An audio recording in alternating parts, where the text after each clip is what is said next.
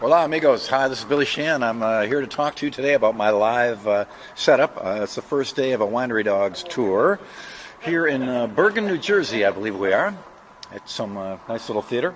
Anyway, typical, I've got my Yamaha Attitude bass. This is version 3. This one happens to be the prototype of the version 3. I've been using this a lot. I have as a backup one of the production models. They're identical. Basically 2 output. Each pickup has its own output, so therefore I need double wireless pack. Blue is usually the low, red is usually the high. That's how I designate it, so that when I'm plugging things in the dark, I can generally find my way around. The bass is a fabulous bass. I think there's a Facebook page dedicated to it as well, where we get on there and tell each other about tweaks and modifications and all kinds of things. Bridge inset into the body. That's new on this bass. A metal piece here for the 2 inputs, kind of Strat-ish. Before it was a wooden thing, and this is more reliable this way. Volume for this. Tone and volume for this. This pickup, neck position pickup here. It's a newer version of a pickup that Yamaha tried out. Really great. I like the old one also, the DiMarzio one that goes here. I haven't quite made up my mind yet, but they're both good. Neck is bolted on a very special way. 3 bolts here, 2 bolts going in at an angle this way, to pull that neck into the socket of the body to make it really rock solid. As a matter of fact, when we experimented with it, you try loosening those 2 screws and play it. Sounds great. You tighten it up and it just kind of comes alive. So it really has a lot to do with the vibration transmitting to every spot in the bass. I mentioned the 2 line 6 transmitters. This is a G50 setup. It's a medium price one, but it works great. I've used it in India, in Indonesia, in Russia, in all over Europe, all over South America, all over North America. It's been great. I've never had a single problem with it, so pretty awesome. Very nice. We use rechargeable batteries, though. Saves us a couple bucks there. And hip shot detuner, of course. I need it for a couple songs. Rotosound strings. This pickup here, if I didn't mention, is a DiMarzio, the Willpower pickup. Rock solid. And that's the story of my bass. Okay, so here's my bass rig. We'll start with a part that really doesn't have a lot to do with the bass rig itself, but is essential, is we have in-ear monitors, and we use this, it's called a PowerPlay 16. Believe it or not, by Behringer. So we each can have our own mix, exactly what we want in our in-ear monitors. So we actually don't even really need a monitor man. We have it set it and forget it over at the side of the stage, and we can do whatever we need to here. Sound checks are a breeze, easy, fast. We can hear everything. Really cool. So it just sits up here as a convenient spot on top of this cabinet, which isn't used. Next to it on the cabinet is my 2 receivers. Blue for low, red for high of my line 6 transmitters. They receive. The outputs go to here into the inputs of the pedal board, which I'll show you in a second. Top cabinet is just here because it is. The bottom cabinet is mic'd up. It's a single 15-inch that my high frequencies come out of. Over here, the 410-inch cabinet for the low frequencies. Now, to some people, that sounds backwards. You'd use the 15 for lows and the 410s for high, wouldn't you? Au contraire. In fact, the 15s work wonderful for highs because they disperse them really smoothly because you get a large surface area of the speaker cabinet. The 410s in clusters, the original old Ampeg design, was a great way to get a really beefy, super deep low end, and there's a microscopic phase misalignment speaker to speaker, so it kind of gives it a beef, a tone as well. These Hartke cabinets, I've had them open. I purposely took the grill cover off and opened them up and saw that they use actual correct wood nuts into the plywood with a proper bolt to hold the speaker in, which is wonderful. I know some manufacturers don't. I've even seen pretty much the equivalent of drywall screws put by hand askew, holding speakers in. That way the basket of the speaker moves, the voice coil goes out of alignment, and they blow. So these are properly mounted speakers in the Hartke cabinet, I'm very happy to say, and they sound rock solid. Now over here are the amps. My basic setup, I use the Hartke HA5500 for the highs. It seems like an extreme mid-range thingy there, but that's kind of a more wooden tone that I go for. There's other tone shaping in here, so it does all make sense somehow in the end. The low frequencies are done by the LH1000, which is just a giant 1,000 watt amp that does nothing other than be loud and sound clean and clear and nice. Not a lot of tone variation, not a master volume or anything like that. It's just a rock solid thing. Underneath that is a spare rack. Spare one of these. I've never needed it so far, I'm happy to say. And the other spare here I use for my bass pedals, which I'll explain as we get over it in this area here. This here is a little transformer coupling. Furman Sound made a little box years ago with a transformer to prevent hum when you hook two amps up. I had a guy custom make one. EbTech also makes a hum eliminator, which does the same thing. That works fine as well. But I just had a guy custom make me a couple with some really fine quality transformers in there. That prevents, when you're doing two amps out of one bass, sometimes you get a little hum thingy, and that kind of resolves it. Now over here to my pedal board. Basically powered with the Voodoo Labs pedal power thingy, which works great, rock solid. My high-end pickup, I go into my EBS signature drive, which has clean sound and mixes in distortion to whatever level you want, so you never lose your initial bass tone. It goes out of that into this fabulous white MXR bass compressor. These are wonderful. A true 5-knob compressor, input-output ratio, attack and release. They sound great. I've heard that MXR has been putting Canon connectors on them so guys can use them in the studios. They're that much in demand and they're really that nice. Now, in my signature pedal, there are loops. The distortion side has a loop. The clean side has a loop. In the clean side, I add another signature pedal. Sounds kind of redundant, I know, but it just adds a little bit more distortion onto the clean, because the clean is really clean. I don't want to give it a little bit of beef, so when I hit it, it's got a little bit more harmonic content. In the distortion loop, I've just got an on-off switch, which you'll see down there. I'm using a Morley A-B pedal with B not connected. So it's either A on or B not on. So that turns the distortion off. If I'm in a more of a ballad tone or a quiet piece, I get a more realistic bass tone out of that. The high frequencies, along with this, go into a Rolls tiny two-way crossover. It's a fabulous little crossover. Generally, you got to use a rack mount crossover. We're saving space because we're doing so many fly-in gigs. I'm doing everything as a pedal board as opposed to racks. It's much easier. It's crossed over about 300 cycles, moves around a little bit. I just use the high-level output, so that's kind of a volume control, and an input as well. I try not to clip it. And then the low frequency comes off the low receiver from the line 6 into an octabass, which I use for a song or two if I really want to get a super deep low one when I'm playing higher notes.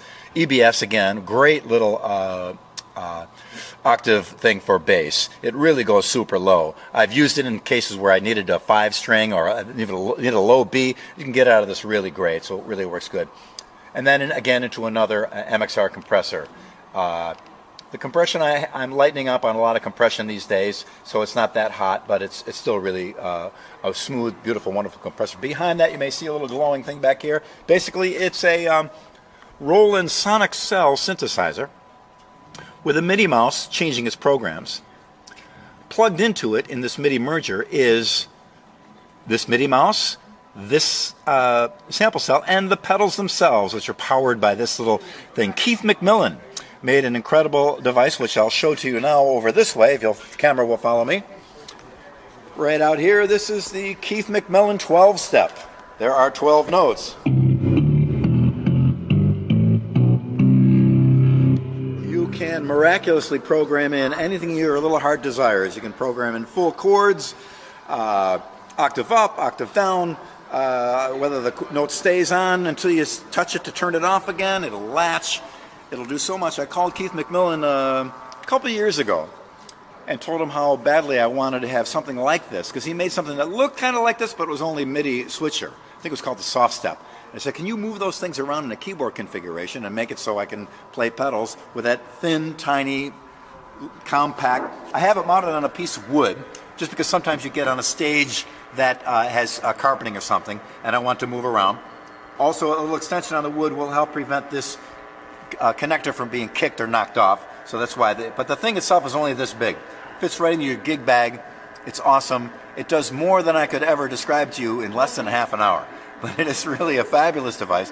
As I said, I called Keith McMillan and told him that I wanted something like this, and he said, unfortunately, the soft step, you couldn't reconfigure the position of the switches. So we had a long talk. I explained to him what I was looking for, and he said, well, sorry, we don't do that now, but it was a pleasure to speak with the guy. Very knowledgeable and makes some amazing products. Sure enough, he calls me about 6-8 months later, because I did it. I did what? Because I did the thing. It's called the 12-step. He was kind enough to send me one, and bang, there it is, exactly what I wanted. Because I had custom-made ones for a long time, because the standard Roland or Taurus versions of the Taurus pedals are great, but they're heavy. And like I said before, I got to fly in. So now everything I have fits into one Pelican case, which we can check as luggage. Take 2 basses and a couple other little boxes for accessories and stuff, and I'm basically on board, which will allow me to play all over the world a lot easier than trying to ship racks and racks and racks of gear. It's not totally ideal. It's not the exact perfect setup, but it works great. It sounds wonderful. The response from the fans has been very positive because they listen. I've got a couple guys that come to my shows and check out everything with a little microscope, and they're very pleased with the way it sounds, and I am too. So it works really well. The hardkey stuff has been rock solid. It's available to me everywhere. I've got it. I've been able to get it in India, in Russia, in Indonesia, in the Philippines, in Thailand, everywhere, all over South America. So that's been a big help to me as well. And that's it. That's the basic rig I'm playing through. I'm using in-ear monitors, of course. Jerry Harvey audio. Jerry Harvey. I actually met him when he was on the Rush tour years ago when he was first developing some of the technology for in-ear monitors and such. They're really wonderful, and I think I've covered every piece of gear I possibly can in this little interview. So hopefully you'll come out and see a Winery Dogs show, hear and see it in action, and thank you for listening, and I'll see you all very soon. Arigato. Thank you, danke schön, and grazie. Hey, what's up? Mike Portnoy here, coming to you from Engelwood, New Jersey, where we're kicking off the spring and summer Winery Dogs US tour. Going to be out all spring and summer. Anyway, I just wanted to give you a little tour of my world here, and for those of you that know me and know what I've played in the past, you'll see that what I use here at the Winery Dogs is a microscopic percentage of what I used to use in Dream Theater, as well as Adrenaline Mob and Avenged Sevenfold, where I always use big kits in those bands. And to me, one of the things that makes the Winery Dogs so refreshing for me is to be playing on a small kit for the first time since I was a kid, really. So, it's definitely a change of pace for me, for those of you that have never seen me play on a small kit, but it's also very natural for me. This is how I started before I was playing the Mammoth kits. And at the end of the day, if you can't rock on one of these bad boys, then you can't rock on anything. And it's a basic 5-piece kit, basically John Bonham setup, except it's a 22-inch kick instead of a 26. But the setup is similar to his, and is similar to the classic rock setup of so many drummers. 1 kick, 1 rack, 2 floor toms. I have my Tama Melody Master snare, which I've been playing for forever. Basically, the Melody Master snare has 3 snare positions, basically off, loose, and tight, and that's I have a bunch of different Melody Masters available. But anyway, I have these custom Remo Winery Dog paw print heads, which are these ebony heads, which are really cool in this kit because they're black and they match the setup. And a wide array of Sabian cymbals. Sabian, even though I've gone smaller on the drums, I still go pretty big with the cymbal setup. And I've got 3 different crashes, an 18, 19, and a 20. I got one of Neil Peart's Paragon Chinas over here. Ride, and then a couple of my signature cymbals. I got a Sabian Max Splash over here and a Sabian Max Stax over here, and one of these ozone cymbals, which I've discovered. I've got a really cool little trick that I discovered recently. Check this out. And then you guys steal this from me, okay? But watch this. All right, that didn't work as planned. But ready? Anyway, I love playing the small kit. It's a lot of fun. It's definitely appropriate for the Winery Dogs. I'm using my signature ProMark 420 sticks, which I've been using forever, but I have the custom Winery Dog logo. Whenever I go on tour with any bands I'm with, I have the band logo on there, and that's only for those are my touring sticks. So if you've ever gotten any of my sticks out there with a band name, those can only be gotten from my hands. Can't buy those in the store. And I do a lot of singing in the Winery Dogs, so my drum tech is very good at knowing all of my cues. And basically, if you've ever seen us, you'll see that my mic stand, mic is constantly coming in and out. Check. Anyway, Jose's behind me, swinging it in and out, and I also have. One of the cool things we have with the Winery Dogs is we all have our own monitor systems, so we don't have to have a monitor guy on tour with us, or we don't have to be at the mercy of a monitor guy at the venue, and we each can control our mixes, and anytime we need more or less of anything, it's right there at our fingertips, or in my case, Jose, my drum tech, will make the move for me. I've got a great little Winery Dog drink holder, courtesy of Victor Salazar at Vic's Drum Shop in Chicago, and he's made me custom stands for pretty much all the bands and tours I've done, and that's it. That's basically what's going on in my world here with the Winery Dogs. It's definitely a different environment to see me drumming in a small kit, but I feel right at home. I have a blast doing it.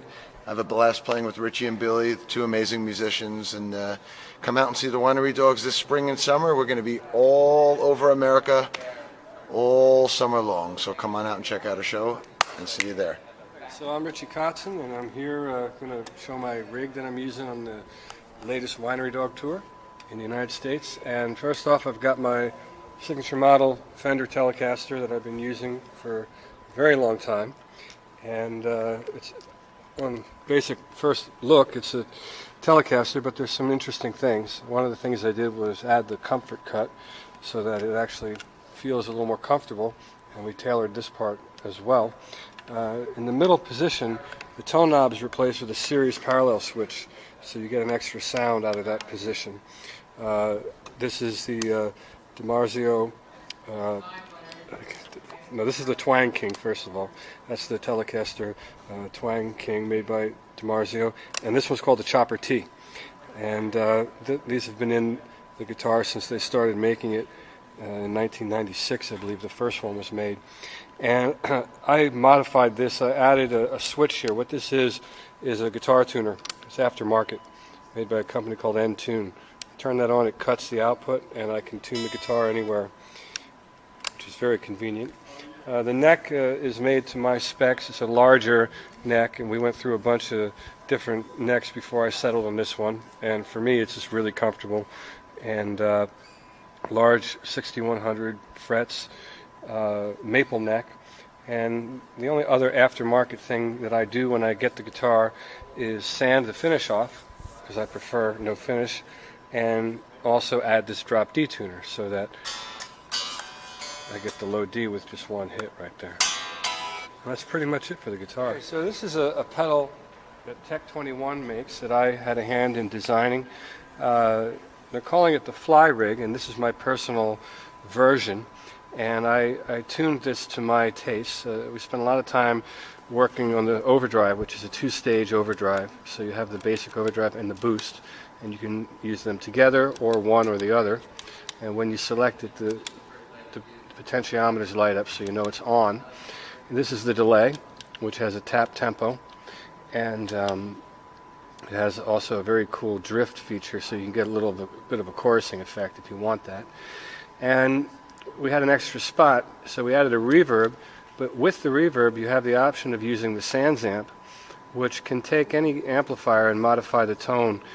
So for example, if you find yourself playing through a cleaner amp like a Fender Twin and you want to give it just a little grit, you can do that here and then still use the overdrive to get your lead tone. And the idea came out of a few years ago. I was doing these kind of gigs where I'd fly in and fly out, and I made a pedal on my own. I basically took the Tech 21 delay and an overdrive, and back then I was playing through a Fender Twin, so I had the foot switching for the Twin. It was a little bigger and much more crude looking because I made it myself, but I put all the components inside one box, and it just made it really easy for me to set up. literally plug in and go. And the other thing we did, this has a phantom power, so if you take a stereo cable and do a simple mod to your wah, you don't have to plug the wah in or use a battery, so it sees power right out of the fly rig. So my objective was to have a reliable, clean, easy to set up rig, and that's what we did here. Basically, you can see there's just 2 audio cables, 1 power cable, and you're done. Okay, on this tour I'm using my Marshall Plexi, and this was an amp that was custom made for me by Marshall. It's their hand-wired series. It's a 100-watt Plexi, and I wanted it, for whatever reason, I wanted it finished in orange, and so they did that for me. And the settings vary from venue to venue, but I tend to use the darker channel, which is labeled Volume 2. I plug into that channel, and I've got the middle and treble all the way up. Believe it or not, the bass is not. I have the bass around 2, and in this particular room I needed a little bit more bite, so I have the presence up, but a lot of times that lives at the halfway mark. And then I have 2 cabinets here, but I'm really just using 1, and this has vintage 30s in it, and it's a pretty simple setup. Just plug in and go.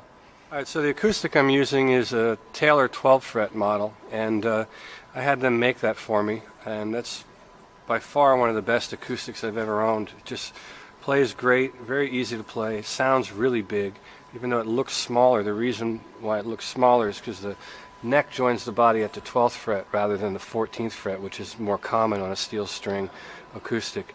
But I just like the feel of it, and I actually like the way it looks a lot too. It sounds great, easy to play, so that's become my main acoustic guitar.